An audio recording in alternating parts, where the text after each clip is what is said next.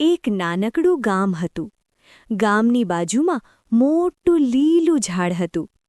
એ ઝાડ પર રહેતી હતી એક નાની ચકલી, ચિન્ની. ચિન્ની બહુ દયાવાન અને મદદગાર હતી. બીજા પક્ષીઓ ખાવાનું એકઠું કરતા, પણ ચિન્ની હંમેશા કહેતી, એકલા ખાવાથી શું ફાયદો? બધાએ સાથે ખાવું જોઈએ. દરરોજ સવારમાં ચિન્ની ખેતરમાંથી દાણા લાવતી. જો કોઈ પક્ષીને દાણા ન મળ્યા હોય તો તરત પોતાનો ભાગ આપી દેતી.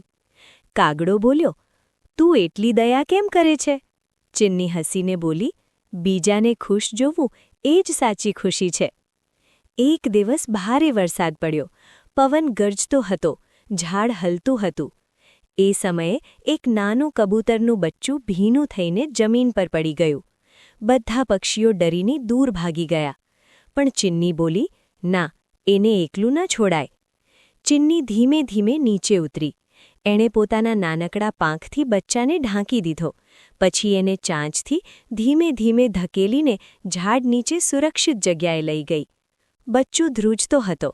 ચિન્ની બોલી, ડરશો નહીં, હું છું ને. બીજી દિવસે સૂરજ નીકળ્યો. કબૂતરનું બચ્ચું સાજું થઈ ગયું. તેની મમ્મી આવી અને બોલી, મારી બાળકને બચાવવા માટે આભાર. બધા પક્ષીઓએ ચિન્નીની પ્રશંસા કરી. કાગડો બોલ્યો, આજે સમજાયું, દયા સૌથી મોટી તાકાત છે. એ દિવસથી બધા પક્ષીઓ પણ દાણા વહેંચવા લાગ્યા. ઝાડ પર પ્રેમ અને મિત્રતા વધી ગઈ. ચિન્ની ખુશ થઈને ગાતી ઉડી ગઈ, ચી ચી ચી ચી. સંદેશ: દયા અને મદદ કરવી એ જ સાચી બહાદુરી છે.